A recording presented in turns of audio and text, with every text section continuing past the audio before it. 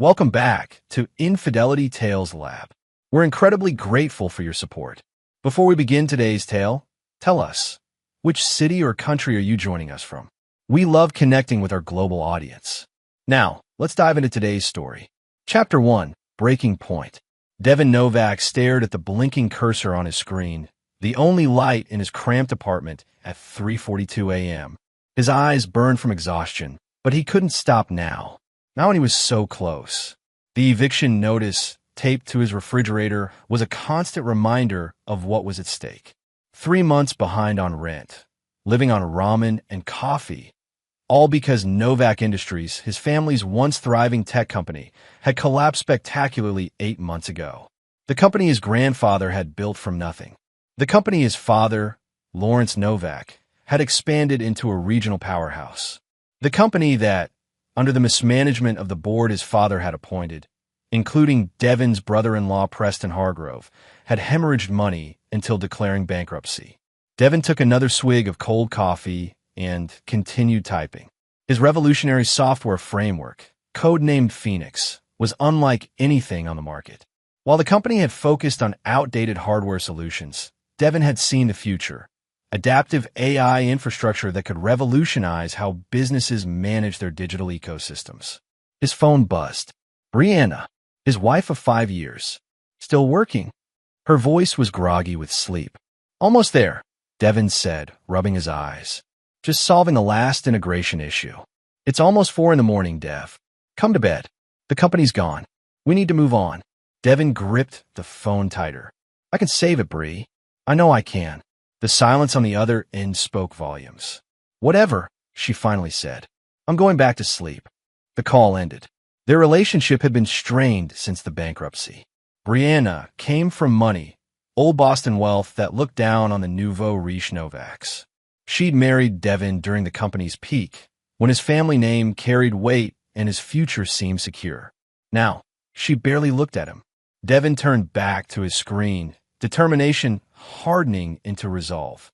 He would save the company, not just for himself, but to prove everyone wrong. His father, who always favored his sister Melody, the board who ignored his warnings about their outdated business model, and yes, even Brianna, whose faith in him had evaporated with her bank account. 3 hours later, as dawn broke over Boston, Devin finally executed the final test sequence. The program ran flawlessly, adapting to each simulated environment, learning, evolving. Phoenix wasn't just functional, it was revolutionary. He leaned back in his chair, a mixture of exhaustion and exhilaration washing over him. Now he just needed someone to listen. 2 weeks later, Devin stood before Stone Venture Partners, a mid-sized investment firm that specialized in reviving distressed companies. The conference room felt oppressively large, 12 pairs of skeptical eyes tracking his movements. The Phoenix framework doesn't just manage systems. It anticipates needs, Devin explained, his voice gaining strength as he navigated through his presentation. It learns from user behavior, adapts to shifting demands, and allocates resources dynamically. In our tests, it reduced overhead by 78% while increasing productivity by 61%. Theodore Stone, the firm's notoriously hard-to-impress founder, leaned forward. And you developed this entirely yourself? After Novak Industries went under? Yes. The company refused to invest in this direction. They were too committed to hardware solutions. Devin didn't mention the screaming matches with the board, the late nights, the warnings that went unheeded. Why bring it to us? Asked Stone. Why not sell it to one of the tech giants? Devin's jaw tightened. Because I want to save my family's company. This is Novak technology. It should revive Novak Industries. Stone exchanged glances with his partners. Ambitious. But why should we trust the architect of a failed company with our investment? I wasn't running Novak Industries when it failed, Devin said evenly. My ideas were systematically ignored. The Phoenix framework proves I was right. I'm offering you the opportunity to be part of the most significant technological advancement in enterprise software this decade. The meeting stretched for 3 more hours, with Devin answering increasingly technical questions. By the end, Theodore Stone's skepticism had transformed into calculated interest. We'll need our technical team to evaluate the framework thoroughly, Stone said as the meeting concluded. But preliminary impressions are promising. If everything checks out, we might have a basis for a deal. As Devin packed up his materials, he noticed a text from Brianna. How did it go? For the first time in months, Devin allowed himself a small smile as he typed his response. They're interested. Very interested. The reply came almost immediately. That's amazing. Let's celebrate tonight. I miss the real you. Devin stared at the message, a strange feeling settling in his stomach. The real him had never left. He'd been fighting for their future while she'd been distant and dismissive. But now, with potential success on the horizon, she was suddenly supportive again. He pushed the thought away. Tonight, he would celebrate this small victory. Tomorrow, he would continue the fight to reclaim what was rightfully his. Chapter 2. Resurrection. 3 months later, Novak Industries rose from its ashes. Stone Venture Partners had provided $30 million in funding to acquire the company's assets out of bankruptcy and relaunch with Devin's Phoenix framework as its flagship product. The former headquarters, a glass and steel building in downtown Boston, was alive again, though operating with a skeleton crew of 50 employees instead of the previous 300. Devin's office overlooked the Charles River, a substantial upgrade from his previous workspace. On his desk sat framed articles from tech publications heralding Phoenix as groundbreaking and industry redefining. Initial client acquisitions had exceeded projections by 340%. Brianna had transformed as well. Gone was the distant, disappointed wife. In her place was an enthusiastic partner who suddenly took interest in every aspect of the business. She'd redecorated their new penthouse apartment, thrown dinner parties for potential investors, and become the perfect corporate spouse. Devin should have been elated. Instead, a nagging suspicion clouded his accomplishments. Mr. Novak? His assistant's voice came through the intercom. Mr. Stone is on line 1. Devin picked up the phone. Theodore, good to hear from you. The numbers just came in, Stone said without preamble. Third quarter revenue projections have been revised upward to $78 million. Phoenix is exceeding every benchmark. That's what I promised you, Devin replied. Indeed, the board wants to accelerate expansion. We're voting next week on opening offices in Silicon Valley and Austin. I've already identified potential locations and talent pools in both markets, Devin said. I can have detailed proposals ready by Monday. Perfect. Stone paused. One more thing. Your father called me. Devin's grip tightened on the phone. What did Lawrence want?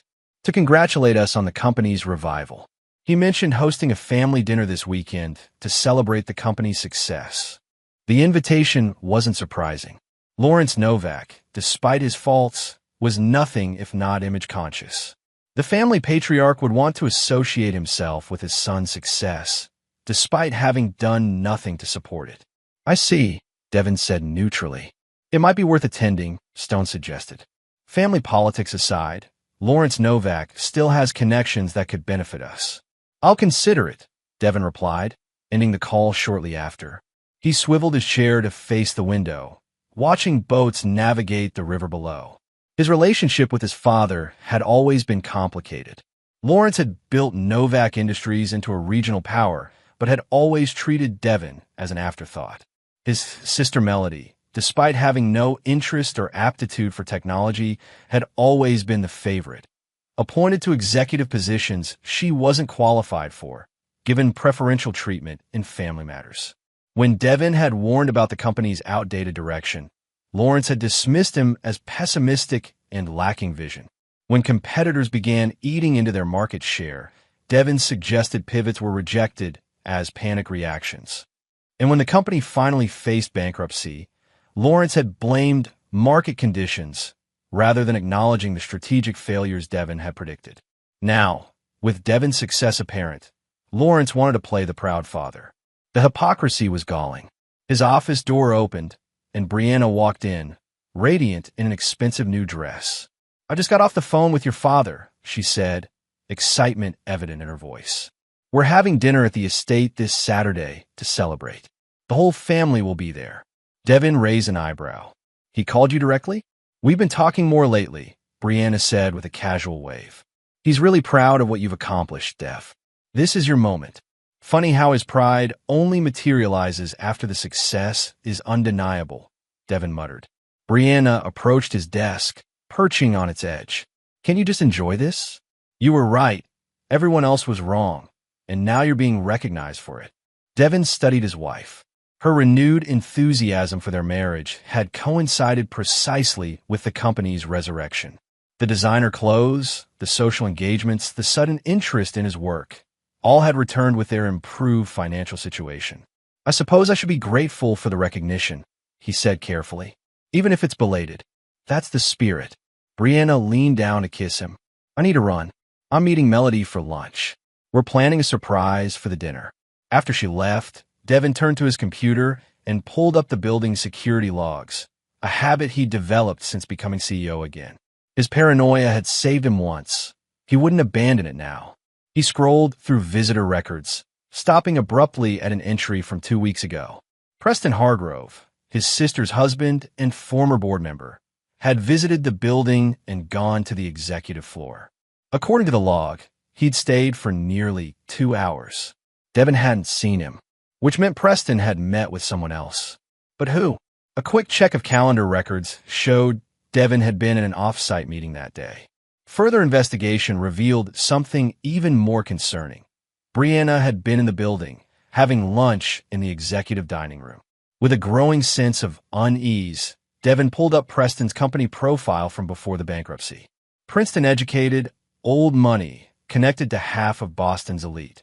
Preston had been instrumental in some of the worst decisions that led to the company's downfall. He'd pushed for expensive acquisitions that never integrated properly and opposed Devin's software initiatives at every turn. And now he was meeting with Brianna while Devin was away. Devin closed the records, his mind racing. He needed more information before jumping to conclusions. But one thing was certain. The upcoming family dinner wasn't just a celebration. Something else was happening behind the scenes, and he needed to find out what. Chapter 3. Betrayal. The Novak estate sprawled across 3 acres in Brookline, a monument to Lawrence Novak's success and ego. Manicured gardens surrounded the colonial mansion, and a circular driveway accommodated the luxury vehicles of arriving guests. Devin parked his Tesla behind his sister's Range Rover, steeling himself for the evening ahead. Remember, this is your night, Brianna said as they walked toward the entrance. She wore a stunning red dress that had arrived that morning from a boutique Devin didn't recognize, along with a diamond necklace he didn't recall purchasing. Your success, your vindication. Our success, Devin corrected automatically, though the words felt hollow. Something had shifted between them, a subtle realignment he couldn't quite define. Lawrence greeted them at the door, his imposing figure somewhat diminished by age but still commanding. At 68, his hair had gone completely white, but his piercing blue eyes, so like Devin's own, remained sharp. The man of the hour, Lawrence declared, embracing Devin with uncharacteristic warmth. I always knew you had it in you, son. The blatant lie made Devin's jaw clench, but he returned the embrace. Thank you for hosting, Dad. Brianna, radiant as always, Lawrence continued, kissing her cheek. That necklace is exquisite. A gift from a dear friend, she replied with a smile that didn't reach her eyes. For the occasion. Inside, the gathering was larger than Devin had expected.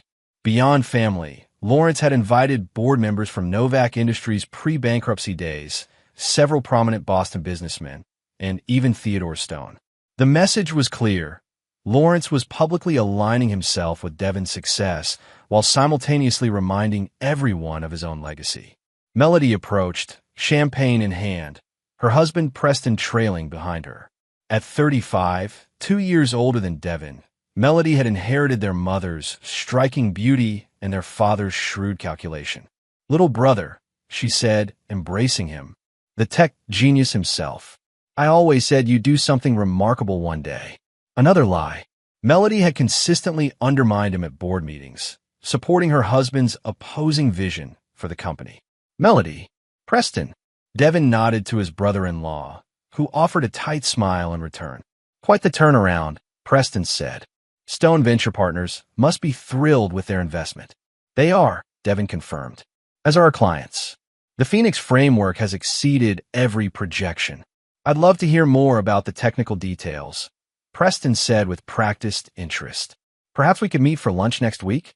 Before Devin could respond, Lawrence tapped a knife against his crystal glass, calling for attention. The gathering moved to the dining room, where an elaborate meal awaited. Devin found himself seated at Lawrence's right hand, the position of honor, with Brianna beside him. Preston and Melody sat across from them, with Theodore Stone situated at the far end of the table. The conversation flowed along with expensive wine, dominated by discussions of Novak Industries' remarkable resurrection. Devin answered questions about the technology, his vision for expansion, and the projected growth. Throughout it all, he noticed subtle exchanges, glances, nods, small smiles between Brianna, Preston, and his father. As dessert was served, Lawrence stood to make a toast. Family, friends, colleagues, tonight we celebrate not just the revival of Novak Industries, but its transformation into something greater than before. He raised his glass. When adversity struck, most saw only disaster. But true vision sees opportunity in crisis. True leadership rises from the ashes. Murmurs of agreement circled the table. Devin felt Brianna's hand squeeze his knee beneath the table. That's why, Lawrence continued, after careful consideration and consultation with Theodore Stone and the new board, I've made an important decision regarding the company's future leadership. Devin tensed. This wasn't expected. While technical innovation is the heart of our resurrection, Novak Industries needs a leader with broader vision. Someone who combines technical understanding with the social capital and connections necessary to navigate Boston's business landscape. Lawrence smiled at Brianna. That's why I'm pleased to announce that Brianna Novak will be assuming the role of Chief Executive Officer, effective immediately. The room erupted in applause. Devin sat frozen, his glass halfway to his lips.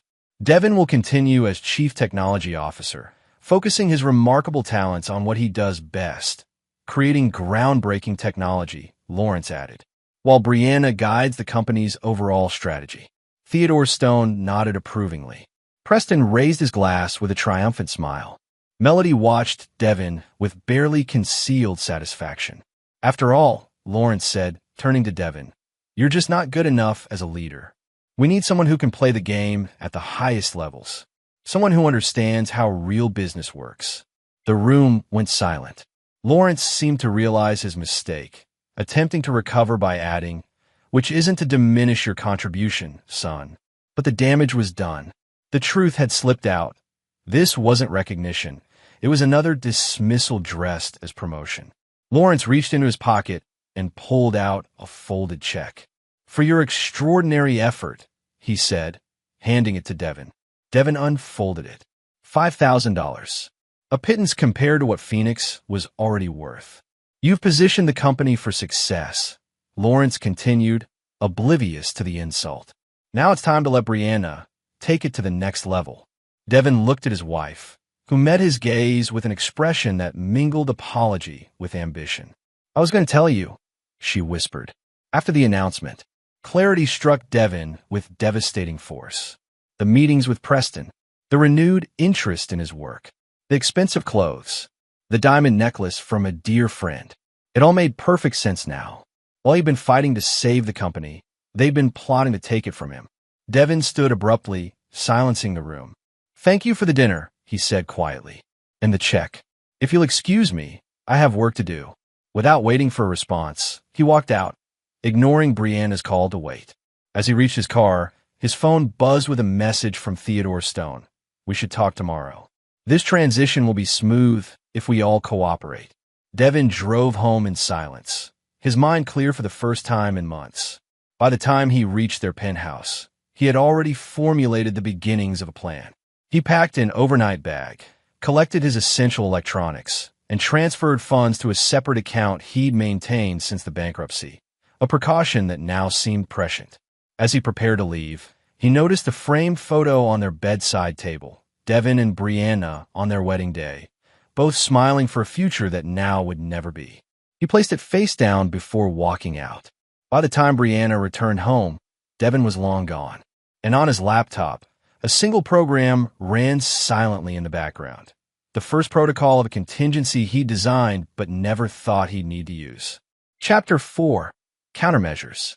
Devin checked into the Royal Sonesta under a different name, a small hotel overlooking the Charles River that offered both anonymity and proximity to Novak Industries.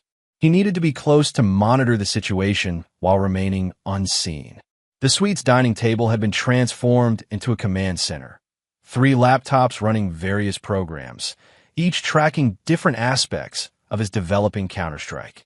On the wall, printouts of financial records, corporate bylaws, and communications formed a growing web of connections. 3 days had passed since the dinner. 3 days of careful planning, of leveraging hidden assets, and calling in favors from industry contacts who owed him for past courtesies. 3 days of watching as Brianna, Preston, and Lawrence attempted to consolidate their control over his company. His phone rang, Theodore Stone for the 12th time. Devin let it go to voicemail again. The time for negotiation had passed the moment they'd plotted behind his back. A knock at the door pulled his attention away from the screens. Placing his hand on the small pistol he'd acquired the previous day. Legal, registered, but a necessary precaution given the stakes. Devin approached the door and checked the peephole. A slender woman with copper-red hair and familiar green eyes stood in the hallway. Devin opened the door. Alexandra, how did you find me? Alexandra Russo, Alex to her friends, stepped into the suite without waiting for an invitation, her critical gaze sweeping over his makeshift headquarters. At 31, she was Devin's oldest friend, a brilliant cybersecurity specialist he'd met in college, and one of the few people who had supported his vision from the beginning. Please, she scoffed. You used your backup identity, the one you created during our InfoSEC final project. Did you really think I wouldn't remember Benjamin Dover? Juvenile name aside, you're not that hard to track if someone knows where to look. Devin secured the door. I wasn't hiding from you. No, just from your wife, father, sister, and the entire board of your company. Alex dropped her messenger bag on a chair. You've caused quite the stir, vanishing like that. Brianna's worried sick. Worried her asset has gone rogue. More likely, Devin muttered. Alex studied the wall of documents. So it's true? They staged a corporate coup. They've been planning it for weeks, possibly months. Devin returned to his laptops. Preston's been meeting with Brianna secretly. My father restructured the voting rights before the announcement, and Stone Venture Partners knew about it in advance. Damn. Alex sat across from him. What are you going to do? What I do best. Solve complex problems with elegant solutions. Devin turned one of the screens toward her. I built Phoenix with certain contingencies. Alex leaned forward, scanning the code visible on the screen. Her eyes widened. You built a backdoor into your own system? That's prudent, as it turns out. Devin's expression was grim. Phoenix isn't just managing their systems, it's watching them. And what exactly are you looking for? Leverage. Devin pulled up another window, showing financial transactions. They think they've outmaneuvered me, but they didn't build the system they're now using. I have access to every document, email, transaction. And you found something? Devin nodded slowly. Preston's been diverting development funds through shell companies. Small amounts, carefully hidden, but a pattern emerges if you know where to look. Meanwhile, Brianna's been meeting with competitors. And my father. He hesitated. My father altered his will last month. Left everything to Melody. Alex's expression softened with understanding. So, it's not just professional. It's personal. It's always been both. Devin closed the laptop. They didn't just take my company, Alex. They want to erase me entirely. So, this is about revenge. Justice, Devin corrected. And protection. They'll destroy everything I've built if I don't stop them. Alex was silent for a moment, considering. What do you need from me? Access to Preston's private server.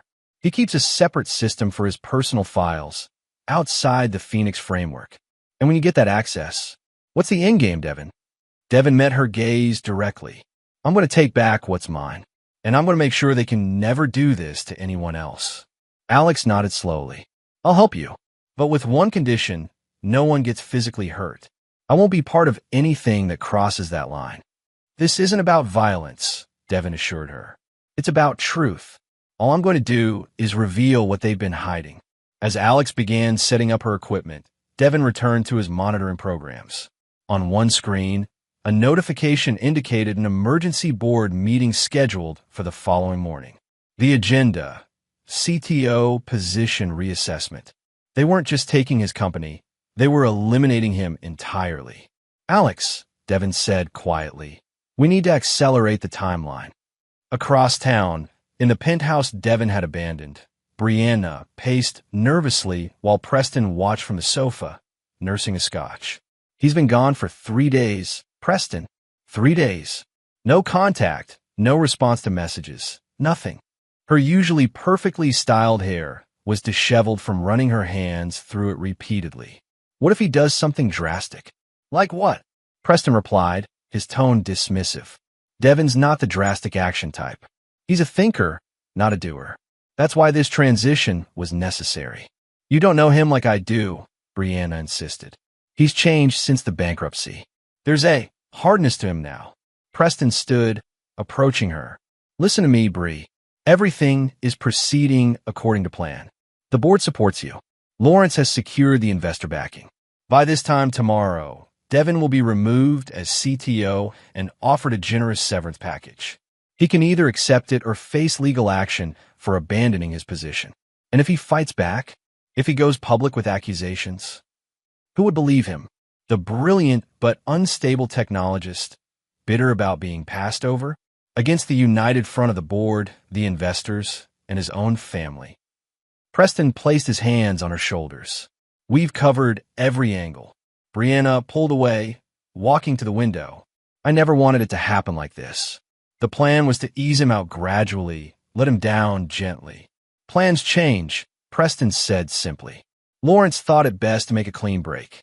And I agree. Dragging it out would only have been crueler. Brianna turned back to him, conflict evident in her expression. Sometimes I wonder if we're doing the right thing. Preston's face hardened. The right thing? Brianna, Novak Industries will be worth billions within 5 years.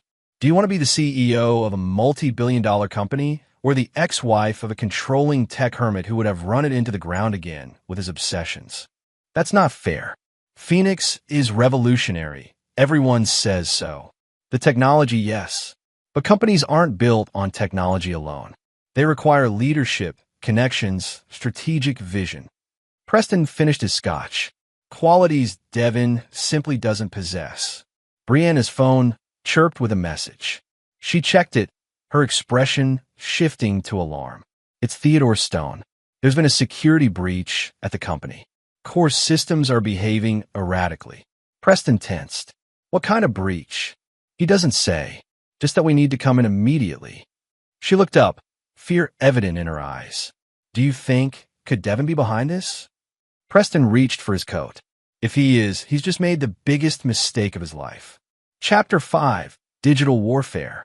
The emergency response team assembled in Novak Industries' main conference room at 11:47 p.m. Brianna sat at the head of the table, flanked by Preston and Theodore Stone. Around them, bleary-eyed system administrators and security specialists worked frantically on laptops. Status update, Brianna demanded, struggling to project authority despite her growing panic. The anomaly started approximately 90 minutes ago, reported Nora Vincent, the head of IT security. At first, it was subtle, slight delays in processing, minor data discrepancies. But it's escalating. The Phoenix framework is, well, it's making decisions we didn't authorize. What kind of decisions? Preston asked sharply. Resource allocations, priority shifts, data routing. Nora pulled up a diagram on the main screen. It's as if the adaptive algorithms have been modified to pursue different objectives. In English, please, Brianna snapped. The system is rejecting our authority, Theodore Stone said quietly. It's following someone else's commands. The unspoken name hung in the air, Devin. Can we shut it down? Brianna asked. Nora shook her head. Not safely. Phoenix has integrated too deeply into our infrastructure. A hard shutdown would take out critical systems, including financial operations and client services. What about a rollback to a previous version? Preston suggested. We've tried.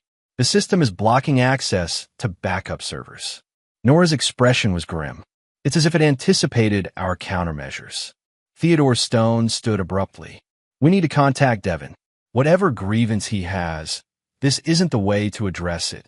We don't know that this is Devin, Brianna argued, though her voice lacked conviction. Who else would have the capability? Stone demanded. Who else would have motive? I warned you both that removing him so abruptly was dangerous. The man built the system from the ground up. Of course, he included safeguards. The conference room door opened, and Lawrence Novak entered, his expression thunderous. What the hell is happening to my company? Dad, we're handling it, Brianna began. Handling it? Lawrence cut her off. I've just received calls from 3 major clients reporting service disruptions. The stock price is already dropping in after-hours trading based on rumors. This doesn't look handled to me. Before anyone could respond, every screen in the room suddenly went dark, then illuminated with the same message. Phoenix Protocol activated. Security verification required. Unauthorized leadership detected. What in God's name? Lawrence muttered. The screens changed again, displaying a simple countdown. 12 hours, ticking down second by second. 12 hours, Nora whispered. We have 12 hours until something. Find my son, Lawrence ordered. Whatever it takes. Find him and get him to stop this insanity. In a darkened room across the river, Devin watched the chaos unfold through remote monitoring systems. Beside him, Alex typed rapidly, bypassing security protocols to access deeper levels of the company's infrastructure. They're panicking, she reported. Emergency teams called in, executives on site. Your countdown has them spooked. Good, Devin said calmly. Fear makes people careless. The countdown is a bluff, right? Alex glanced at him. Just to keep them distracted while we access the secure servers? Devin's expression remained neutral. Of course. Alex looked unconvinced, but returned to her work. I've almost got access to Preston's private server. His security is better than I expected, but he made a classic mistake, using the same password pattern across multiple systems. Devin nodded absently, his attention on another screen showing financial data flowing through the Phoenix framework. With subtle commands, he was redirecting information, creating a comprehensive map of transactions that told a very different story than the one presented to investors. His phone rang, a number he didn't recognize. After a moment's hesitation, he answered but said nothing. Devin, Melody's voice. We need to talk. There's nothing to discuss, Melody. His voice was cold. Whatever you're doing, it won't end well for anyone, including you. Her tone was urgent but controlled. Come in, let's negotiate properly. Like you negotiated my removal? Like you negotiated behind my back with my wife. Devin's grip tightened on the phone. No thanks. This isn't just about you anymore. Client data is at risk. People's livelihoods. Don't pretend to care about ethics now. Devin cut her off. Not after what you and Preston did. A pause. What exactly do you think we did, Devin? Beyond the coup? Beyond the betrayal? I know about the fund diversions, Melody, the shell companies, the kickbacks. Did you think Phoenix wouldn't notice unusual financial patterns? It was designed to identify inefficiencies and anomalies. Devin's voice remained steady. It found you. Another pause, longer this time. What do you want? Justice. Truth. Recognition. Devin watched as Alex gave him a thumbs up. She'd broken through Preston's security. But don't worry about what I want. Worry about what happens when everyone else learns what you've been hiding. He ended the call and turned to Alex. What have we got? Everything.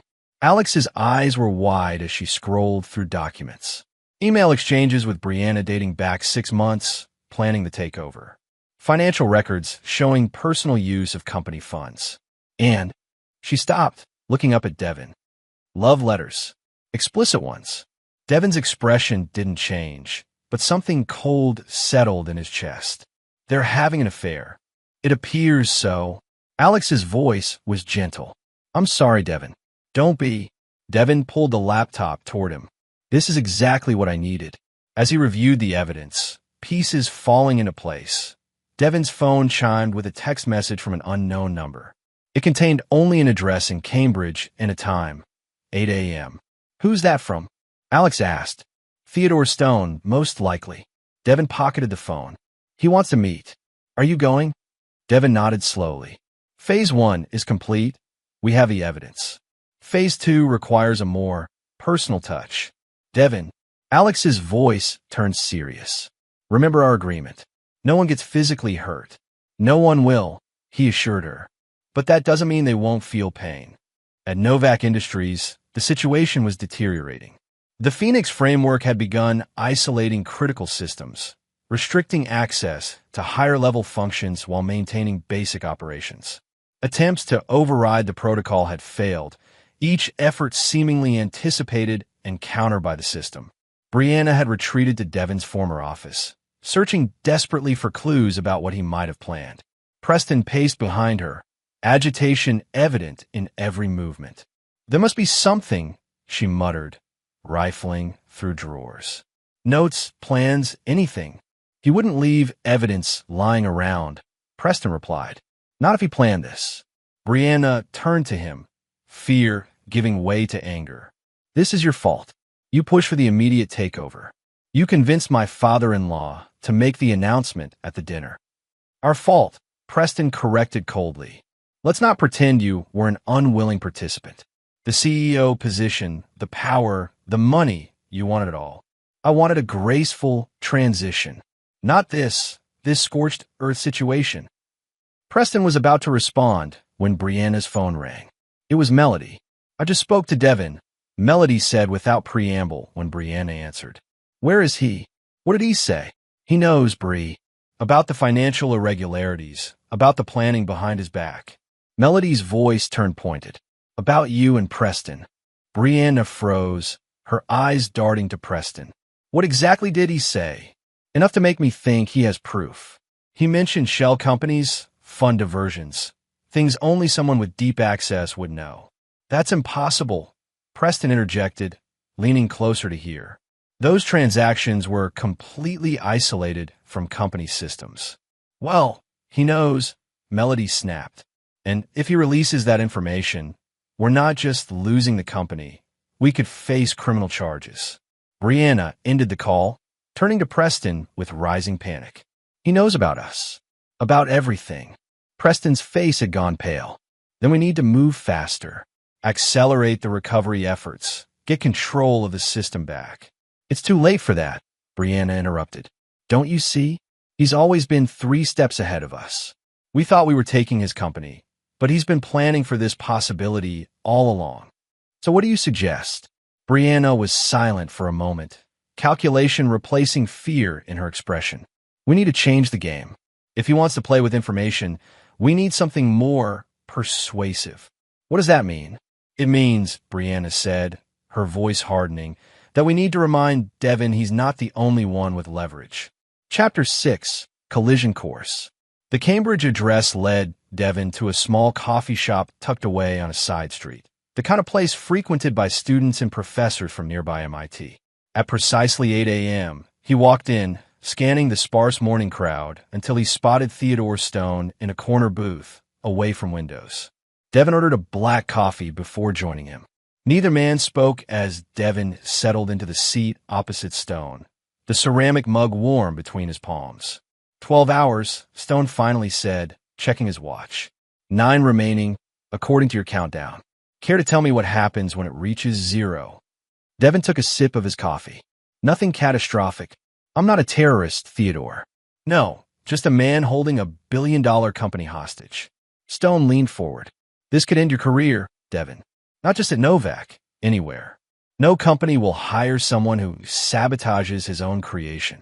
Interesting perspective, Devin replied evenly. I see it differently. I'm protecting my creation from those who would misuse it. Stone studied him. What exactly do you want? Reinstatement as CEO. Full control of the Phoenix framework. Preston removed from any position of influence within a company. And a public acknowledgement of my role in saving Novak Industries. That's a significant reversal of the current situation. The current situation is built on lies, manipulation, and possibly fraud. Devin placed his phone on the table, screen up, displaying financial records. Preston has been diverting development funds to personal accounts through shell companies. My wife has been feeding confidential information to competitors. And my father, he paused. My father has been complicit in all of it. Stone's expression remained carefully neutral as he examined the evidence. These are serious allegations. They're documented facts. Devin took the phone back. Facts I'm prepared to share with the SEC, the board, and the press if necessary. And a countdown, a data protection protocol. When it reaches 0, all evidence of financial irregularities will be automatically transmitted to relevant authorities. Devin's gaze was steady. Unless I enter the cancellation code. Stone was silent for a long moment, considering. You've backed them into a corner. Corner animals are dangerous, Devin. I'm counting on it, Devin replied. I want them desperate. I want them making mistakes. Why meet with me then? Why reveal your hand? Because you're not like them, Theodore. You're a businessman, not a betrayer. You invested in Phoenix because you recognized its value. Devin leaned forward. I'm offering you a chance to be on the right side of what's coming. Stone's phone buzzed with a message. He checked it, his expression shifting subtly. It seems your tactics are having the desired effect. The board has called an emergency session for noon today. Good. They're voting on your termination for cause, citing corporate sabotage. Stone pocketed his phone. If that passes, your legal position weakens considerably. They can't terminate someone who holds the kill switch to their entire operation, Devin pointed out. Perhaps, but they're also exploring other options. Options you may not have anticipated. Devin tensed slightly. What options? I'm not privy to the details. But Brianna seemed confident when she called the meeting. Stone stood, placing a business card on the table. My private number. Call me before you do anything irreversible. After Stone left, Devin remained at the table, unease growing within him. Brianna's confidence suggested she had a counter-move planned, something beyond the digital realm where he held the advantage. His phone buzzed with a message from Alex. Urgent. Return to base. Security breach detected. Devin left immediately, taking an indirect route back to the hotel, watching for signs of surveillance. By the time he reached the Royal Sinesta, his unease had escalated to alarm. The door to his suite was slightly ajar. Drawing his pistol, Devin pushed the door open slowly, scanning the room beyond. The laptops were untouched, still running their monitoring programs. The wall of documents appeared undisturbed. But Alexandra was nowhere to be seen. Alex, he called cautiously, moving deeper into the suite. His phone rang, Brianna's number. With growing dread, he answered. Looking for your friend? Brianna's voice was cold, calculating, a tone he'd never heard from her before. The redhead with the remarkable cyber talents. Devin's grip tightened on the gun. If you've heard her, she's fine. For now. Brianna cut him off. But her continued well-being depends entirely on your cooperation. This isn't her fight, Brianna. Let her go. Oh, she made it her fight when she helped you hack into private servers and corporate systems. Brianna's voice hardened. You forced my hand, Devin. I try to be reasonable, offering you the CTO position, a generous compensation package, recognition for your work. You try to steal what I built, Devin replied, anger rising. You conspired with Preston behind my back, in every sense of the phrase. A pause. So you know about that too. I know everything. The affair, the planning, the financial diversions, all of it. Devin struggled to keep his voice steady. How long, Brianna? How long have you been betraying me? Betraying you? She gave a harsh laugh. You betrayed yourself, Devin. When the company went bankrupt, you became obsessed, distant, consumed by your work. Preston was there for me. He understood the social dynamics, the importance of connections, the reality of how business actually works. Where is Alexandra? She's safe, as I said, and she'll remain that way if you meet my demands. Brianna's tone shifted to business-like efficiency. Disable whatever countdown you've initiated. Transfer full control of the Phoenix framework back to company servers. Provide all access codes and backdoor protocols you've implemented. And in return, your friend goes free. You receive a generous severance package. And we don't press criminal charges for corporate sabotage and intellectual property theft. Devin weighed his options. The original plan had depended on maintaining control of Phoenix while exposing their wrongdoing. With Alex as leverage, the dynamic had shifted dangerously. "I need proof she's unharmed," he said finally. "Check your email." Devin opened his laptop and found a new message containing a video time-stamped 10 minutes earlier. It showed Alexandra in what appeared to be a hotel room, unharmed but clearly under guard. She looked directly at the camera, her expression a mixture of anger and apology. 6 hours, Brianna continued. "That's your new deadline. Meet our demands by then, or your friend faces charges of criminal hacking that will put her in prison for decades. And don't bother trying to find her. She's well beyond your reach." The call ended, leaving Devin standing alone in the middle of his disrupted operation. The carefully constructed plan he developed was unraveling, the control he thought he had slipping away. His phone chimed with a text from an unknown number, black SUV outside. "Your father wants to talk.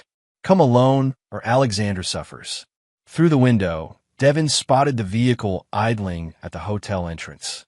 2 men in suits stood beside it, scanning the building. He had lost the initiative. His opponents had identified his vulnerability, not his technology, not his company, but the people he cared about. And they had exploited it ruthlessly. Devin secured his gun, erased critical data from his laptops, and pocketed a small flash drive containing backup evidence. The game had changed, but it wasn't over. They wanted him desperate, reactive, making mistakes out of fear for Alexandra's safety. Instead, they had given him something more dangerous than ambition or vengeance, a purpose beyond himself. As he descended to meet the waiting vehicle, Devin's mind was already formulating a new strategy, one that would require him to appear defeated while executing a more elaborate endgame. A strategy that would save Alexandra, while ensuring those who had betrayed him faced consequences far worse than mere exposure. They had escalated beyond business into the personal realm. He would show them exactly what that meant. Chapter 7. Tactical Surrender. The black SUV wound through Boston traffic, its tinted windows concealing Devin from outside view. He sat in the back, flanked by 2 security personnel, professional muscle hired for the occasion, not regular Novak employees. Neither spoke during the 20-minute drive. Rather than Novak Industries headquarters, the vehicle delivered him to his father's estate in Brookline, the same house where, less than a week ago, his humiliation had been orchestrated. The symmetry wasn't lost on Devin as he was escorted inside, not to the formal dining room this time, but to Lawrence's wood-paneled study. His father sat behind an imposing mahogany desk, with Preston standing by the fireplace. No sign of Brianna or Melody. "Search him," Lawrence ordered. One of the security men patted Devin down efficiently, removing his phone, the flash drive, and a small recording device Devin had deliberately left in his pocket as a decoy. They missed the microscopic data chip embedded in his watch, cutting-edge technology from one of Phoenix's subsidiary developments. "Leave us," Lawrence said to the security team once they'd completed their search. As the door closed behind them, he fixed his gaze on his son. "You've created quite the situation, Devin." "No, Dad. You created it. I'm just responding." Lawrence's expression hardened. "By holding the company hostage? By sabotaging systems? By corporate espionage? Those are felonies, son." "Interesting concerns from someone who's been complicit in financial fraud," Devin replied evenly. "Or did Preston not tell you about the diverted development funds?" Preston stepped forward, his handsome face tight with controlled anger. "Those allocations were approved by appropriate channels. Shell companies registered to your cousin's address aren't appropriate channels," Devin countered. "Neither is falsifying progress reports to justify continued funding." Lawrence raised a hand, silencing Preston's response. "We're not here to debate financial minutiae. We're here to resolve the current crisis. Your friend's future depends on it." "Where is Alexandra?" "Safe," Preston replied. "And she'll remain that way if you cooperate." Devin maintained a carefully neutral expression, but internally he reevaluated his situation.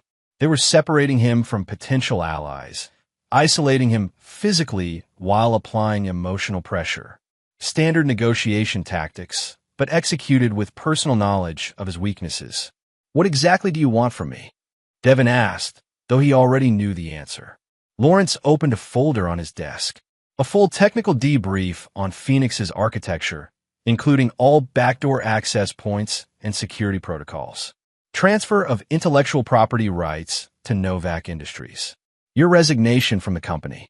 And a signed non-disclosure agreement covering both corporate operations and personal matters. In exchange for Alexandra's freedom. No criminal charges against either of you. And financial compensation of $2 million. Lawrence pushed a document toward him. "The paperwork is ready." Devin glanced at the agreement without touching it. "And if I refuse?" "Then Ms. Russo faces federal charges for cybercrimes carrying minimum sentences of 15 years. Preston's smile was cold.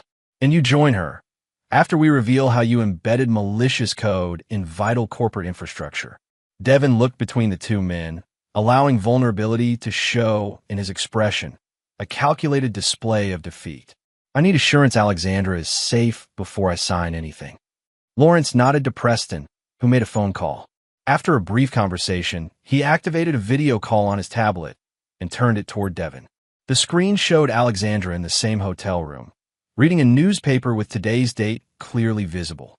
"Satisfied?" Lawrence asked. Devin nodded slowly. "I'll need to disable the countdown protocol first. It's designed to trigger automatically if I don't input cancellation codes every 4 hours." "Do it." Lawrence pushed Devin's phone toward him.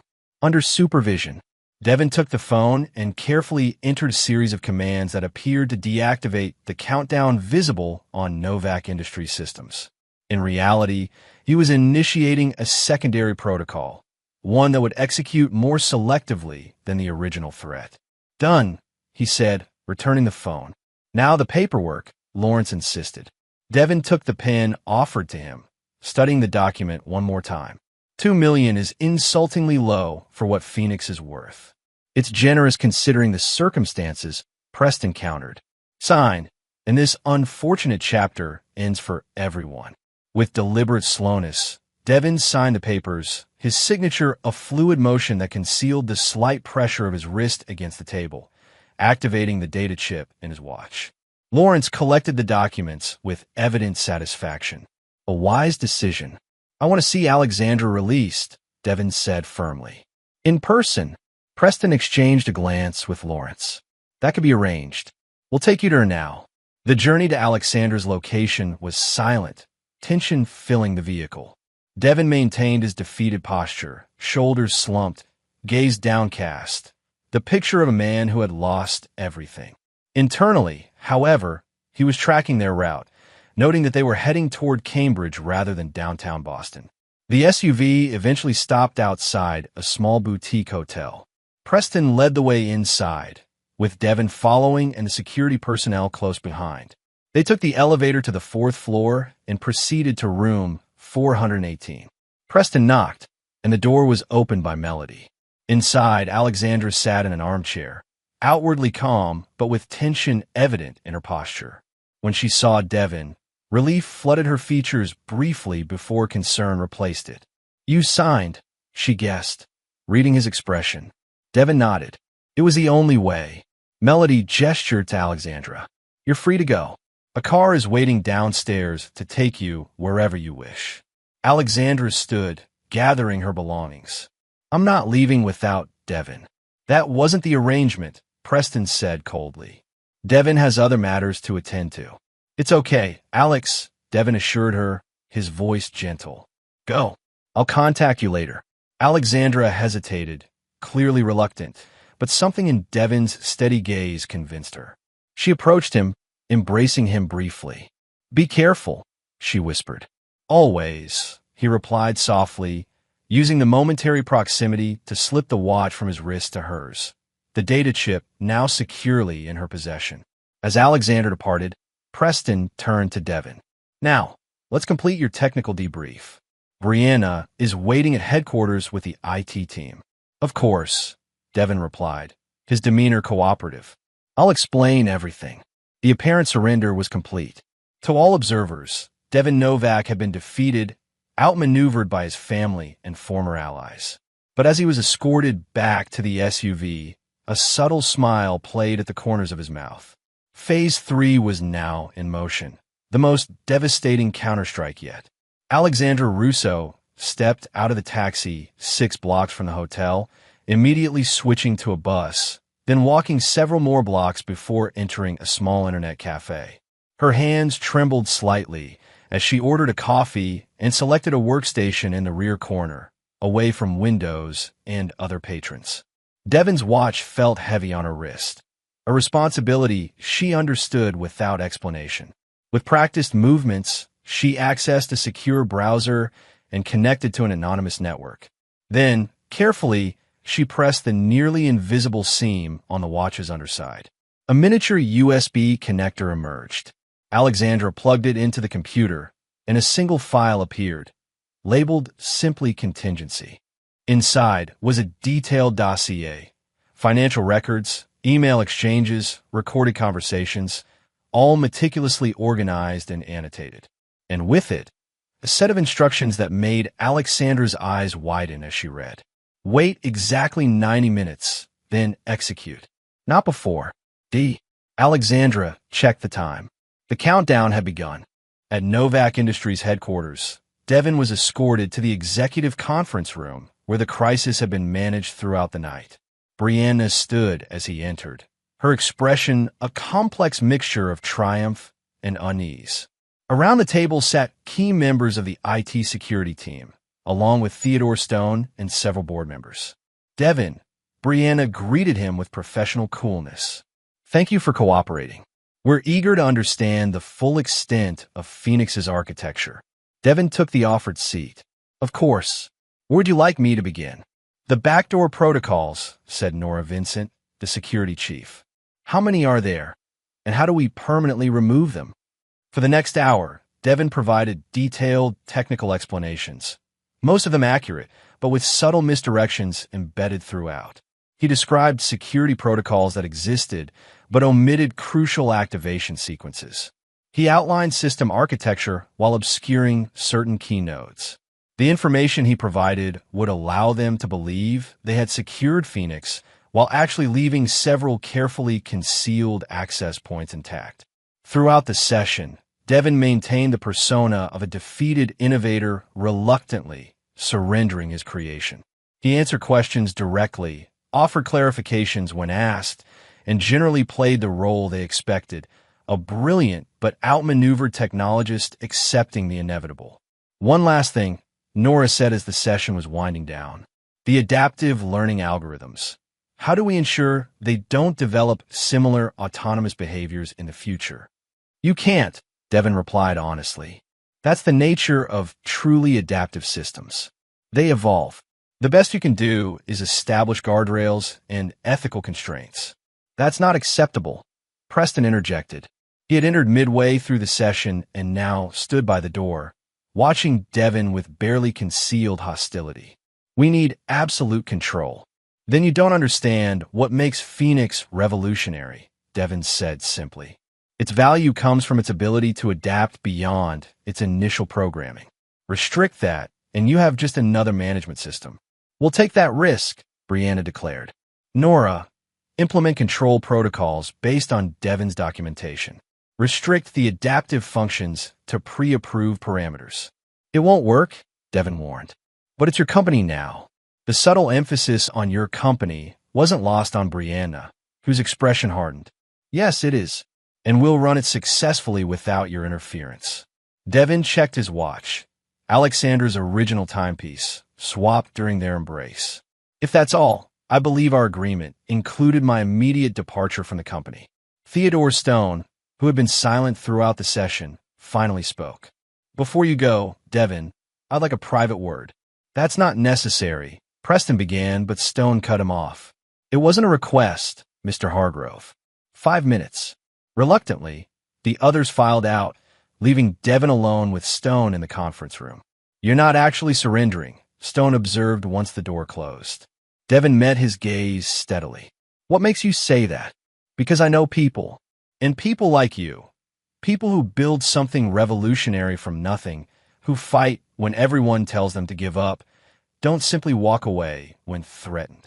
Stone leaned forward. So what's your real play? You'll find out soon enough, Devin replied. The question is, where will you stand when it happens? Stone studied him carefully. I stand where the best interests of my investment lie. Currently, that's with the existing management structure. And if that structure were to be compromised, then I would reevaluate based on new information. Stone stood. Whatever you're planning, remember that scorched earth tactics rarely benefit anyone. I'm not planning to burn everything down, Devin said as he rose to leave. Just to reveal what's been hidden in the darkness.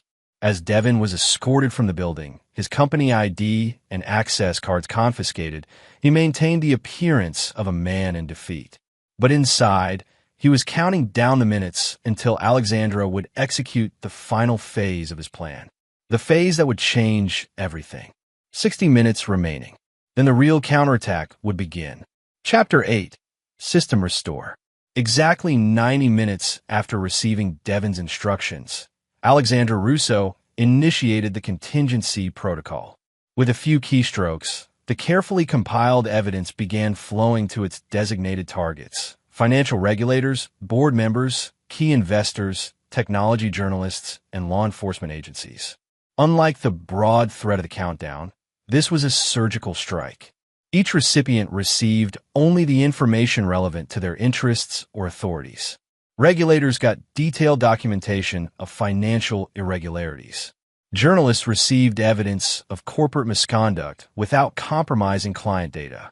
Law enforcement received potential criminal violations with supporting evidence. Alexandra watched the automatic confirmations appear on her screen as the files were delivered. Then, as instructed, she activated the second part of the protocol, a dormant program embedded within Phoenix that would systematically expose the manipulation of company resources while preserving core client services. The digital assault was precise, calculated, and devastating. Devin sat in a small cafe across from Novak Industries headquarters, sipping coffee and watching the building through the window. He'd been there for nearly an hour, waiting patiently for the inevitable chaos to erupt. His phone, a new one, purchased with cash after his release, chimed with a message from Alexandra. Package delivered. Confirmations received. Devin allowed himself a small smile. Now came the waiting game. He didn't have to wait long. Within 20 minutes, he observed increased activity at the building's entrance. Security personnel moving with urgency. Executives arriving despite the late hour. His monitoring programs, still running on Alexandra's secure network, showed emergency alerts cascading through the company's communication channels. Another text arrived, this one from Theodore Stone. What have you done? Devin didn't respond. Stone was intelligent enough to figure it out. As the activity at Novak Industries intensified, Devin felt strangely detached from the turmoil he had orchestrated. This wasn't about revenge anymore, at least not entirely. It was about justice, about truth, about establishing that actions had consequences. His phone rang, an unknown number. He answered without speaking. You've made a grave mistake. Lawrence Novak's voice was tight, with barely controlled fury. Hello, Dad, Devin replied calmly. Having a difficult evening? Do you have any idea what you've done? The SEC is demanding records. Stone Venture Partners is threatening to withdraw funding. Our stock is in free fall. Consequences, Dad, for the shell companies, for the diverted funds, for the lies. Devin's voice remained steady. I warned you all what would happen if you push me out. This isn't just about you anymore. Lawrence shouted. The company will collapse again. Is that what you want? To destroy your family's legacy out of spite. The company won't collapse. Phoenix is too valuable. The client base too established. Devin watched as more cars arrived at the headquarters. What will collapse is the corrupt management structure that tried to steal my work. A pause. What do you want, Devin? I think you know. Tell me anyway. Full reinstatement as CEO. Preston removed from all positions within the company. His ownership shares transferred to a trust for employee benefits. A public acknowledgement of the attempted coup and subsequent cover-up. Devin took a sip of his coffee. and a board restructuring that ensures this can never happen again. And Brianna? Lawrence asked quietly. Devin's grip tightened on the phone. Her fate is her own to decide, but she won't be part of Novak Industries in any capacity. Another long pause. The board will never agree to these terms. The damage is too extensive. Then let me speak to someone who can make decisions. Someone whose investment is at risk. Someone like Theodore Stone. Stone has already called an emergency board meeting, Lawrence admitted. It's happening now. Good. Tell him I'll be there in 30 minutes. Devin ended the call, then texted Alexandra. Phase 3 complete. Meet me at headquarters. The walk across the street felt symbolic. A return from exile, a reclaiming of territory. Security personnel recognized him immediately, their expressions shifting from suspicion to uncertainty as they received instructions through their earpieces. Without a word, they escorted him to the executive elevator. The boardroom was filled with tense energy when Devin entered. Theodore Stone sat at the head of the table, flanked by remaining board members. Brianna and Preston were notably absent, as was Lawrence. Mr. Novak, Stone greeted him with formal neutrality. Your timing is impeccable. I thought it might be, Devin replied, taking an empty seat. Shall we discuss the company's future? The company's future is in serious jeopardy thanks to your actions. One board member, Harrison Wells, a longtime ally of Lawrence, said accusingly. The SEC investigation alone could take months, possibly years. Only if you resist, Devin countered. Full cooperation, transparent acknowledgement of past misconduct, and a clear plan for structural reform would expedite the process considerably. And I suppose you have such a plan? Wells asked sarcastically. I do. Devin pulled a tablet from his bag and connected it to the room's display system. A complete reorganization proposal, including leadership changes, governance reforms, and a strategy for rebuilding investor confidence. The board members exchanged glances as Devin outlined his plan. Himself as CEO, Alexandra Russo as Chief Security Officer, a restructured board with stronger independent oversight, and a transparency initiative to rebuild trust with regulators and clients. This is remarkably comprehensive, Stone observed when Devin finished. Almost as if you anticipated this exact scenario. I believe in being prepared, Devin replied simply. And what about the financial damages from today's events? Wells demanded. The stock has dropped 18% already. A temporary setback. My plan includes a stabilization strategy using Phoenix's demonstrated value to key clients. The market will recover once leadership is stabilized and the regulatory issues are addressed transparently. Stone stood, commanding the room's attention. I've reviewed the evidence Mr. Novak has compiled. I've also spoken with our major investors and several key clients. The consensus is clear. The current management team has lost credibility. A change is necessary for the company's survival. You can't seriously be considering putting him in charge, Wells protested. After what he's done. What he's done, Stone replied evenly, is expose serious misconduct that would eventually have been discovered anyway, likely with far more damaging consequences. He's also created a technology that continues to demonstrate extraordinary market potential. Stone turned to Devin. The board will need to vote formally, but I believe we have consensus on the essential elements of your proposal. There are, however, some outstanding issues requiring immediate attention. Such as, Devin asked. Preston Hargrove and Brianna Novak have already tendered their resignations, effective immediately. Lawrence Novak, however, is refusing to step down as chairman. Devin nodded, having anticipated this resistance. Where is my father now? In his office, Stone replied. He's requested to speak with you privately before any final decisions are made. Devin stood. Then let's not keep him waiting. Lawrence Novak stared out the window of his corner office, his back to the door when Devin entered. For a moment, neither spoke, the weight of decades of complicated history hanging between them.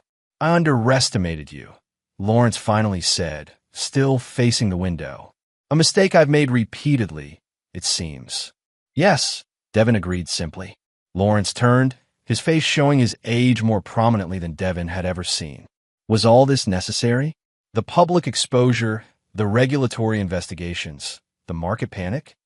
You left me no choice, Devin replied.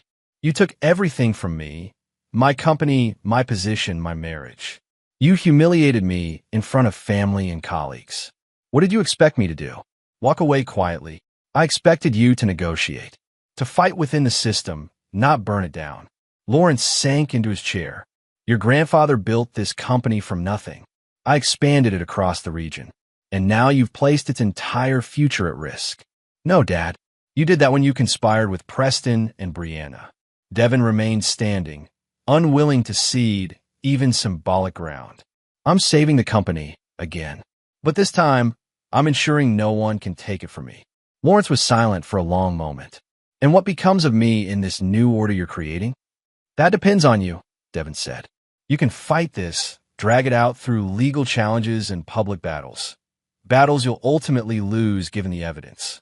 Or you can accept a dignified retirement, maintain your position as chairman emeritus, and preserve what's left of your legacy. And my relationship with my son? Lawrence asked quietly. The question caught Devin off guard. In all his planning, all his calculations, he hadn't considered reconciliation with his father. Revenge, justice, vindication. These had been his objectives, not forgiveness. That will take time, Devin finally answered. Trust once broken isn't easily restored. Lawrence nodded slowly. A lesson I'm learning too late, it seems. He reached into his desk drawer and removed a folded document, sliding it across to Devin. My resignation as chairman, effective immediately. Devin took the document without opening it. A wise decision. Not wisdom, Lawrence corrected. Necessity, and perhaps a first step toward atonement. He stood, extending his hand. Congratulations, CEO Novak. Devin hesitated before accepting the handshake. Firm, professional, neither warm nor cold. Not forgiveness, not yet, but acknowledgement. A beginning. The board will expect your public support for the transition, Devin said as he moved toward the door. They'll have it, Lawrence promised. One last thing, Devin. Devin paused, looking back. Your mother would have been proud. She always said you were the one who truly understood what it meant to build something worthwhile. The mention of his mother, gone 10 years now, struck Devin unexpectedly. He nodded once, unable to formulate a response, and left the office. In the hallway, he found Alexandra waiting, a slight smile playing on her lips. Well, is it done? It's done, Devin confirmed. Lawrence has resigned. Stone is bringing the board in line. Preston and Brianna are gone. And now we rebuild. Devin's expression was determined as they walked toward the boardroom. Better than before. Stronger. More honest. A phoenix rising, Alexandra said, linking her arm with his. Exactly, Devin agreed as they pushed through the doors together, ready to face whatever challenges lay ahead. Chapter 9, Recoded. 1 year later. The formal announcement came on a crisp October morning, delivered through all major financial news outlets simultaneously. Novak Industries had reported annual profits of $250 million, exceeding projections by 32%. The Phoenix framework had been licensed to over 200 major corporations worldwide. The company's stock had not only recovered from the previous year's crisis, but had surged to record highs. Devin Novak, now firmly established as CEO, stood in his office reviewing the press coverage. The Wall Street Journal had run a feature titled The Resurrection Architect, How Devin Novak Transformed Disaster into Dynasty. Ford had placed him on their 40 under 40 list. MIT Technology Review had declared Phoenix the most significant enterprise software innovation of the decade. A knock at his door interrupted his reading. Alexandra entered, tablet in hand. The quarterly security audit is complete, she reported. Systems are secure, compliance protocols functioning at optimal levels. Excellent, Devin replied. And the new adaptive enhancements? Performing beyond expectations. Client feedback is overwhelmingly positive. She set her tablet down. We're being compared favorably to every major tech company in the sector. Devin nodded, satisfaction evident in his expression. And our special monitoring protocols? Alexandra's smile turned knowing, still running silently in the background. No unusual activities detected. These special protocols were insurance policies, carefully designed monitoring systems that track potential threats to the company's integrity. After the previous year's events, Devin took no chances with corporate security or governance. Perfect. Devin checked his watch. The board meeting starts in 20 minutes. Walk with me. As they moved through the executive floor, employees nodded respectfully or offered brief greetings. The company culture had transformed under Devin's leadership. More collaborative, more innovative, but also more vigilant. Transparency had become a core value, with regular all-hands meetings where financials and strategic decisions were openly discussed. Have you heard from your father recently? Alexandra asked as they waited for the elevator. He called last week from his place in Florida, Devin replied. Seems to be enjoying retirement, surprisingly enough. The reconciliation with Lawrence had been slow, cautious, neither man entirely willing to trust again, but both recognizing the value of family bonds, however strained. Monthly phone calls had gradually evolved into occasional visits. Not forgiveness, perhaps, but a truce built on mutual respect. And Brianna? Any word? Devin's expression tightened slightly. The divorce was finalized 3 months ago. Last I heard, she and Preston had relocated to Chicago. The aftermath of the corporate coup had been particularly harsh for Brianna and Preston. Beyond losing their positions at Novak Industries, they had faced significant professional repercussions when their roles in the financial irregularities became public. No formal charges have been filed, part of Devin's negotiated settlement, but their reputations in Boston's business community have been irreparably damaged. Do you ever regret how it all played out? Alexandra asked as they entered the elevator. Devin considered the question seriously. I regret the necessity of it, he finally said, not the outcome. The boardroom was already filled when they arrived. Theodore Stone, who had remained as a key investor and ally, sat at Devin's right hand. The restructured board included industry experts, independent directors, and for the first time, 2 employee representatives, part of Devin's governance reforms. Before we begin, Devin said once everyone was seated, I want to acknowledge an important anniversary. 1 year ago today, Novak Industries was in crisis. Our future was uncertain, our leadership compromised, our very existence threatened. Heads nodded around the table, the crisis still fresh in institutional memory despite the subsequent success. Today we stand transformed, not just financially successful, but ethically grounded and strategically positioned for decades of growth. Devin's gaze swept the room. This didn't happen by accident.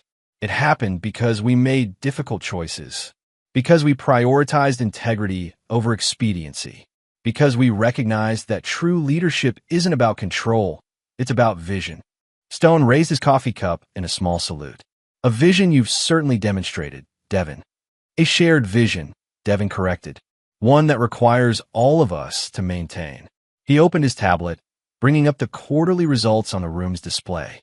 Now, let's discuss our future. Later that evening, Devin stood on the balcony of his new apartment overlooking Boston Harbor. The lights of the city reflected on the dark water.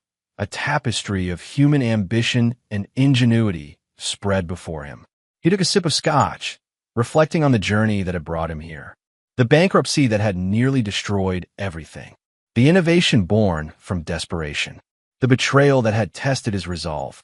The calculated counterattack that had restored his position. A soft chime from his phone interrupted his thoughts. A message from Theodore Stone containing a link to a business news article. The headline read, Hargrove Ventures fails in first year. Investors lose millions. Preston's attempt to rebuild his career had apparently faltered.